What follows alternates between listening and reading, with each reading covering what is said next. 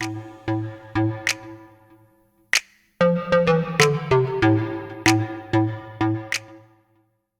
up guys? In today's video, I thought we could talk about tire setup for autocrossing. The reason I thought we talk about it is that I recently got new tires and it's always interesting to hear what people do. So I'm going to tell you what I do, and I'd love to hear your guys' setups in the comment section. So this thing is bone stock besides the rims, which is really important. So this has the 5 SFE, so that's 135 horsepower at the crankshaft, brand new.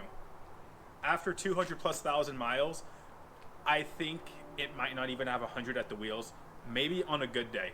So it is severely underpowered, right?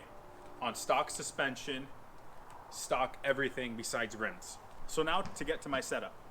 The front rim is a 15x6 with about a 42 mil offset, and then the tire is a 195/50 on the 15. The back tire is a 16x7. It's a 205/50 with a 43 mil offset. For those who are curious what tires I'm running the Federal RSRs.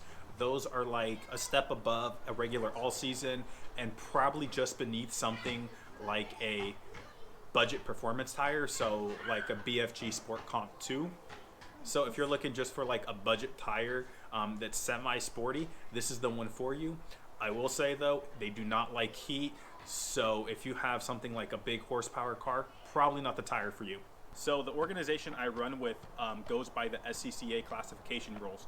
In order for this car to stay in stock, the rims have to be the same width as stock, and then the diameter has to be the same minus or plus 1.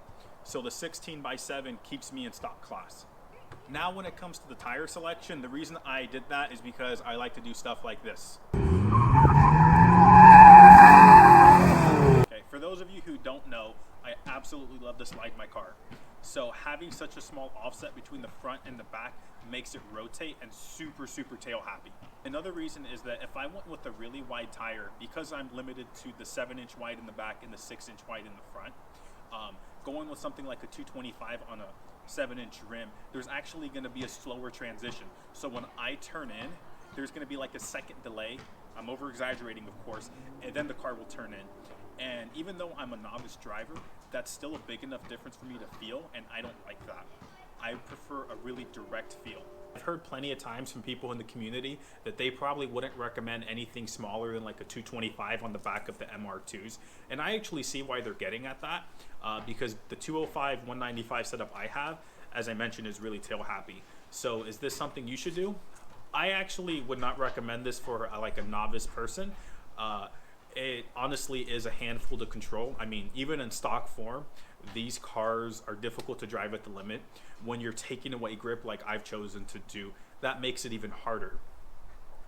Now, if you have a little bit of experience, you want to have a funner car, something like that, I say totally go for it.